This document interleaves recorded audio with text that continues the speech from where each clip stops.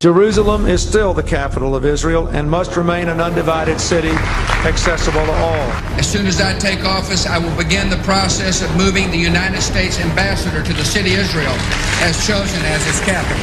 I continue to say that Jerusalem will be the capital of Israel, and I have said that before, and I will say it again. And Jerusalem will remain the capital of Israel.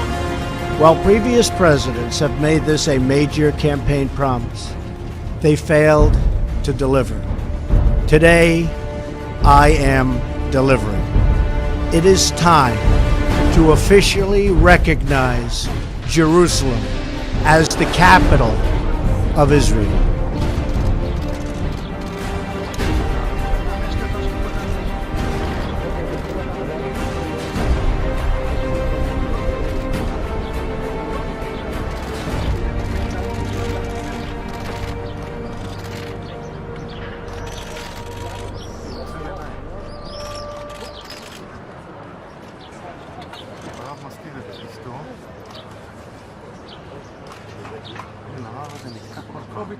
יוסי, את הרב טיפה אחורה.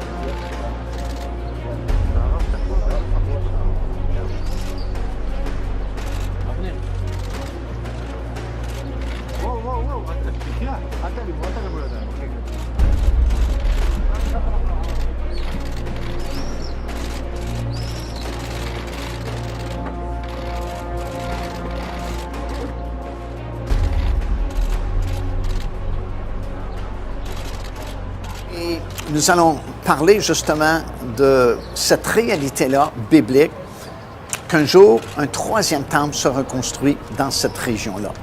Nous le savons parce qu'il y a plusieurs versets dans la parole de Dieu qui nous en parlent. Tout d'abord, et déjà dans l'Ancien Testament, le prophète Daniel en a parlé, et c'est dans Daniel chapitre 9 et le verset 27, alors qu'il a prophétisé concernant les derniers jours, l'époque où nous vivons présentement, et il a expliqué que cet homme, que la Bible appelle l'Antéchrist, va se pointer à cette époque-là et va vraiment faire cesser le sacrifice dans le temple. Alors, bien sûr, pour qu'il fasse cesser le sacrifice dans le temple, il faut bien qu'il y ait un temple qui existe dans les derniers jours. Jésus également l'a mentionné, c'est dans Matthieu chapitre 24 et au verset 15, et Jésus fait justement référence à la prophétie que Daniel avait donnée, et il dit même que celui qui lit fasse attention, parce qu'il dit, le prophète Daniel a parlé de l'abomination, de la désolation qui sera établie dans le lieu saint du temple, parlant de cette image-là de l'Antéchrist qui, un jour, sera établi dans le lieu très saint du temple, alors que le faux prophète qui aura fait son apparition aussi à l'époque de l'Antéchrist demandera à la population mondiale de se faire une image de cet Antéchrist, cet homme qui a reçu une blessure mortelle et qui pourtant vit quand même, et d'adorer cette image-là. Alors, Jésus fait référence à la prophétie de Daniel dans Matthieu chapitre 24 et ainsi confirme que cette prophétie, elle est bonne, elle est valide et qu'un jour, vraiment, un temple sera construit. Paul lui-même en a parlé, c'est dans 2 Thessaloniciens chapitre 2, verset 3 et le verset 4, parlant justement lui aussi de cet antéchrist, cet homme qui va se pointer dans les derniers jours. Il dit, il va même s'asseoir lui-même dans le lieu très saint, se proclamant lui-même Dieu. Alors Paul confirme également les paroles de Daniel et confirme les paroles de Jésus lui-même, disant qu'effectivement, il y a un temple qui sera reconstruit puisque l'Antéchrist va s'asseoir dans le lieu très saint de ce temple-là. Jean aussi en a parlé dans le livre de l'Apocalypse. Il l'a même mesuré. C'est dans le 11e chapitre, les versets 1 et le verset 2, parce que l'ange lui a dit d'aller mesurer le temple et de laisser le parvis extérieur, parce qu'il sera laissé aux nations qui vont le fouler à leurs pieds pendant les dernières 3 années et demie de cette période de 7 années de tribulation.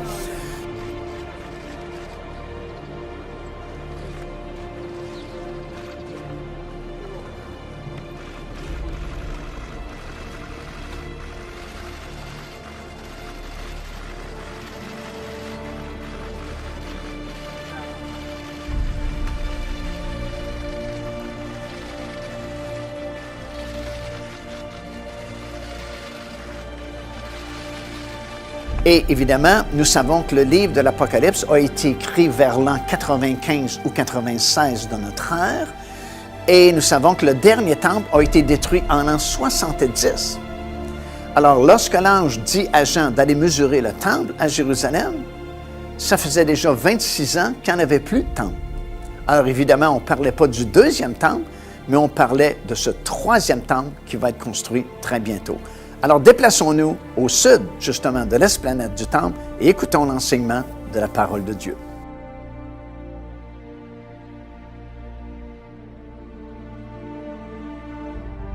Je me tiens présentement au sud de l'esplanade du temple, dans un endroit qui s'appelle le Parc Davidson, où on a fait beaucoup de fouilles archéologiques de cette section de l'esplanade du temple.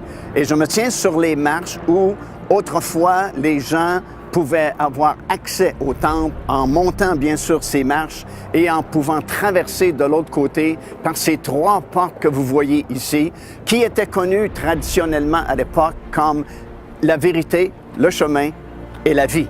Alors quand Jésus a déclaré plus tard « Je suis le chemin, la vérité et la vie, et que nul ne vient au Père que par moi », les gens de son époque comprenaient sûrement qu'il était le seul moyen d'accès à la présence de Dieu. Alors les gens venaient par ici, d'abord il y a ces bains rituels qui sont juste en bas des marches.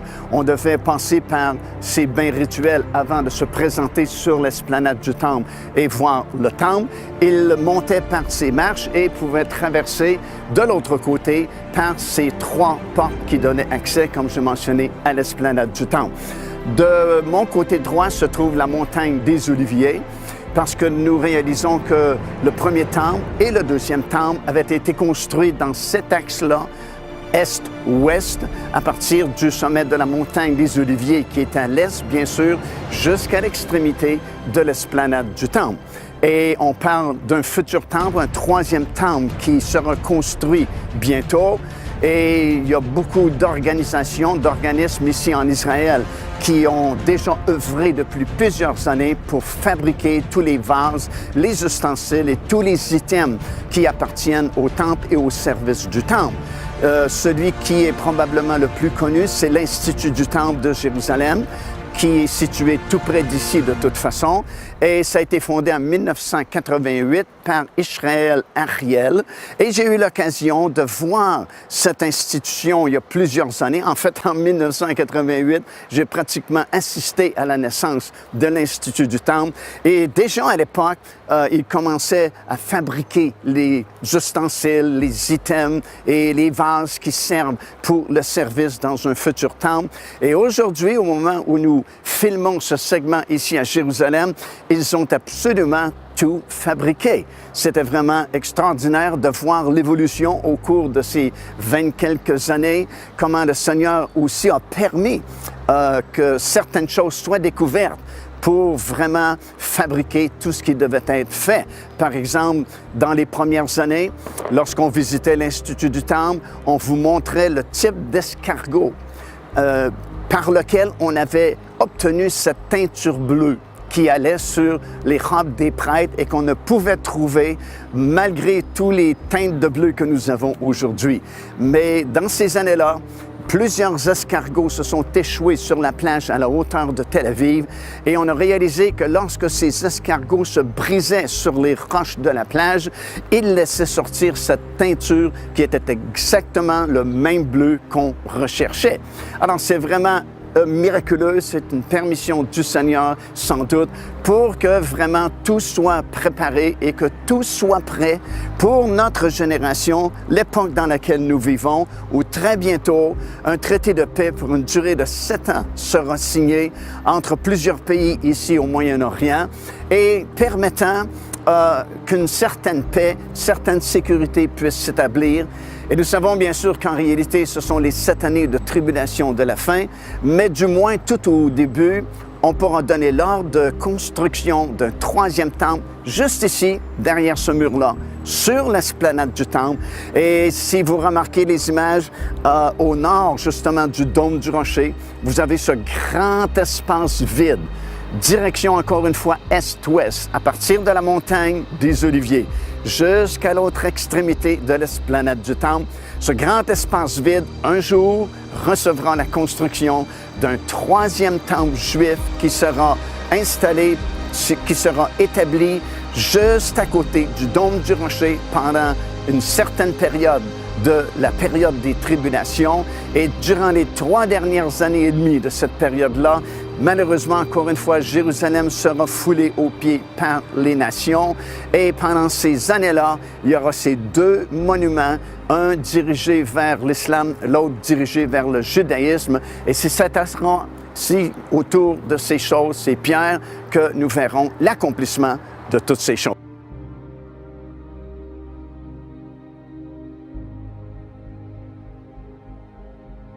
En descendant les marches qui nous donnaient accès à l'esplanade du Temple, nous nous retrouvons exactement en face des bains rituels que les gens devaient faire avant, justement, de monter dans ces marches pour se rendre sur l'esplanade. Alors, comme on a mentionné, nous sommes très proches aussi de l'Institut du Temple, qui s'est donné comme mission de fabriquer tous les ustensiles, tous les vases et tout ce qui est nécessaire pour meubler un futur temple qui doit être construit ici, sur l'esplanade du temple, derrière cette muraille. Nous le savons parce qu'évidemment, il y a plusieurs versets dans la parole du Seigneur qui nous le prouvent. Déjà, Daniel a parlé de ce futur temple. Le Seigneur Jésus a confirmé les paroles de Daniel dans l'Évangile de Matthieu. Dans l'Épître de Paul aux Thessaloniciens, Paul mentionne que cet homme que la Bible appelle l'Antéchrist va un jour s'asseoir dans le lieu très saint du temple. Alors, il faut bien qu'il y ait un 3e temple. Et de plus, dans le livre de l'Apocalypse, dans le 11e chapitre, alors que Jean reçoit cette grande révélation des prophéties de la fin, un ange lui dit « Va mesurer le temple à Jérusalem ». Alors, il s'agit bien sûr d'un futur temple, puisque la révélation de l'Apocalypse a été donnée à Jean dans les années environ 95-96 de notre époque. Et le dernier temple a été détruit en l'an 70. Alors, ça fait déjà plusieurs années qu'il n'y a plus de temple sur l'esplanade ici à Jérusalem lorsque l'ange dit à Jean d'aller mesurer le temple. Donc, il y a un 3e temple qui doit être construit bientôt sur cette esplanade. Et au moment où nous filmons ce segment, tout a été fait, tout a été fabriqué vraiment. Il ne leur manquait que quelques pièces d'ameublement, mais aujourd'hui, tout est fait. Il leur manquait la grande menorah, mais nous l'avons aujourd'hui. C'était compliqué à fabriquer parce que selon la Bible, il n'y avait aucune soudure, ce n'était que d'un seul morceau. Et on a découvert il y a quelques années passées à New York, aux États-Unis, un procédé par lequel on pouvait reconstruire ce chandelier à 7 branches sans aucune soudure. Et il est en exposition tout près justement de l'Institut du Temple ici à Jérusalem. De plus, ils ont construit l'autel des sacrifices dans la région de Mitzpé-Jéricho. Et c'est tout prêt maintenant pour les futurs sacrifices qui seront faits sur cet autel. On a également tissé le voile qui séparait le lieu saint du lieu très saint. C'est déjà fait et c'est prêt. Il leur manquait le génis rousse pour la purification des prêtres, mais aujourd'hui, ils en ont. Déjà, il y a plusieurs années passées, une première génisse rousse est née ici en Israël, dans le petit kibbutz religieux dans le nord, tout près de Haïfa. Et malheureusement, elle avait été disqualifiée parce que certains poils blancs étaient apparus sur son corps. Et selon la Bible, elle doit être d'un roux uniforme. Mais depuis, on a fait des croisements et on est capable d'avoir ce type d'animal-là, si bien qu'on en a présentement ici en Israël. Et on pourrait recommencer la purification des prêtres en vue d'une nouvelle saison de sacrifices qui seront offerts sur l'esplanade du Temple ici à Jérusalem. Alors, c'est vraiment une vue magnifique que nous avons ici parce qu'on est dans le parc Davidson, comme j'ai mentionné, et on a fait beaucoup de fouilles archéologiques, comme vous pouvez le constater. Il y a des pierres qui datent du temps d'Hérode, imaginez-vous, qui sont ici. Il y a tous ces bains rituels que les gens utilisaient lorsqu'ils venaient se présenter au temple. Il y a ces 3 portes que vous avez ici, puis il y a les portes de Hulda et les marches de Hulda, la prophétesse, comme nous le lisons dans l'Ancien Testament. Et c'est vraiment une place très intéressante au point de vue archéologique, mais c'est surtout un endroit intéressant aussi au point de vue prophétique, puisqu'il y a beaucoup de choses qui ont été prophétisées concernant ce site, concernant cet endroit, qui est considéré comme le cœur d'Israël et le cœur de Jérusalem. On disait que le cœur d'Israël, c'est Jérusalem, et le cœur de Jérusalem, c'est le temple. Et le temple était construit juste derrière cette muraille ici. Et comme la Bible nous a annoncé, un 3e temple sera construit exactement au même endroit pour la période des 7 années de tribulation de la fin. Il sera détruit, ce 3e temple-là, par l'avènement du Seigneur Jésus-Christ, qui posera son pied sur la montagne des Oliviers, qui est juste à ma gauche ici. Et un 4e temple existera pour la période de 1000 ans, pour le règne du Seigneur Jésus-Christ sur cette terre. Et après ça, dans le monde à venir, il n'y aura plus de temple parce que Dieu sera ici en personne avec nous pour l'éternité.